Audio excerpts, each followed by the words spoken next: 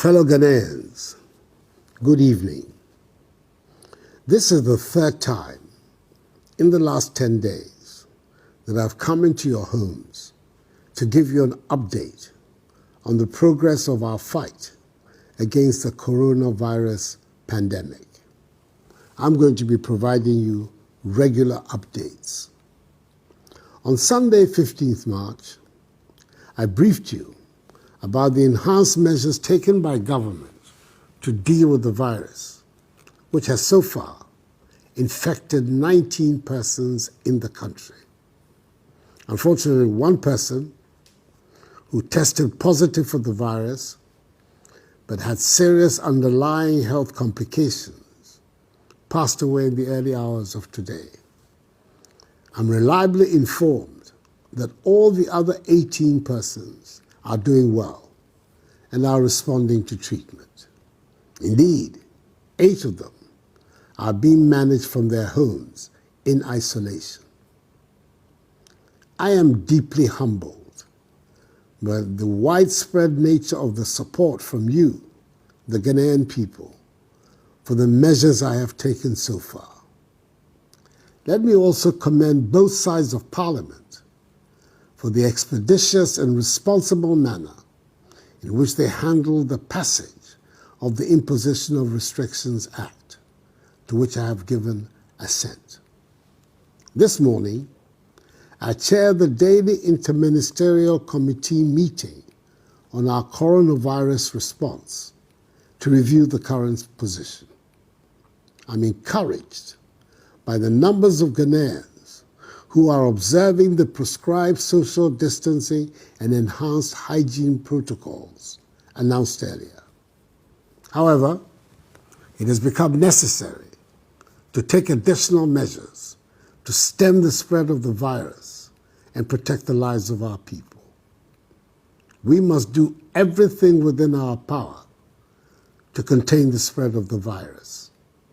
Firstly, all our borders, that is by land, sea, and air, will be closed to human traffic for the next 2 weeks, beginning midnight on Sunday.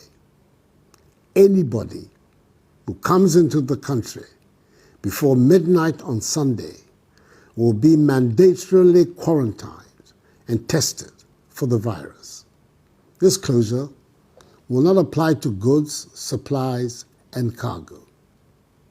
Secondly, the Ministry of Health will not only step up its contact tracing efforts, but will also see to it that all persons who have been identified as having come into contact with infected persons are tested for the virus. More personal protection equipment are being procured to beef up supplies for our frontline health workers. 50,000 additional test kits have been ordered and are expected in the country very shortly. Thirdly, the Ministry of Health is mobilizing new and retired healthcare professionals to augment our preparedness in dealing with the possible surge in infections. It is heartening to hear of the numbers of retired healthcare professionals who have stepped forward to offer their services. Just as it is to note the Ghanaian entrepreneurs who have responded to this crisis by producing greater quantities of sanitizers and Veronica buckets. Let me reiterate my appeal to members of the pharmaceutical industry to scale up their domestic production of pharmaceutical products. Government will do its best to support them. As I've stated before, there will be a constant review of the measures announced and, if necessary, enhanced. Fellow Ghanaians, the cases of localized infections require that we maintain strict self-discipline and continue to practice prescribed social distancing and enhanced protocols in all aspects of our daily lives. We must wash our hands regularly, use alcohol-based sanitizers, stop shaking hands, and avoid unnecessary close body contact. I am pleading with each and every one of you. Comply with these measures. Our survival is in our own hands.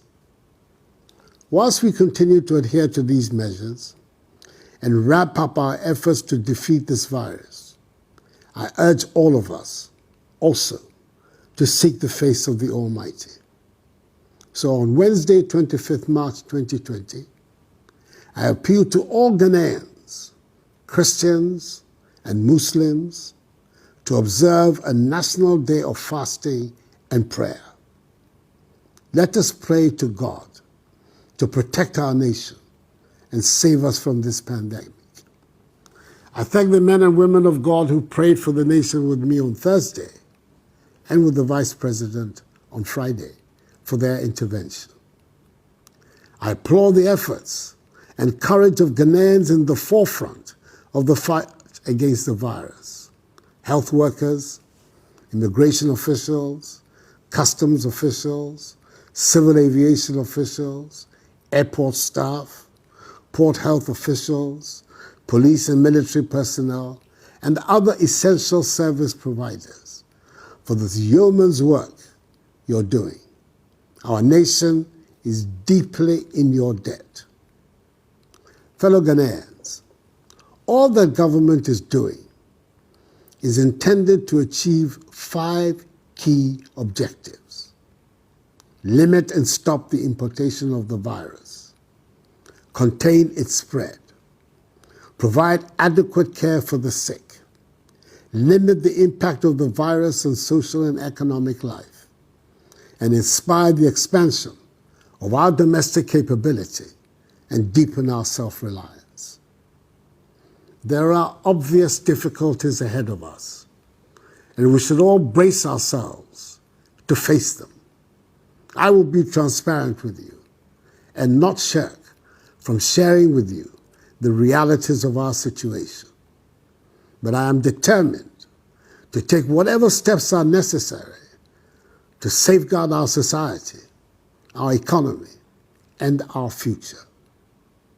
I remain confident that together and by the grace of God, we shall overcome. This too will pass. May God bless us all in our homeland, Ghana, and make us great and strong. Have a good night, and I thank you for your attention.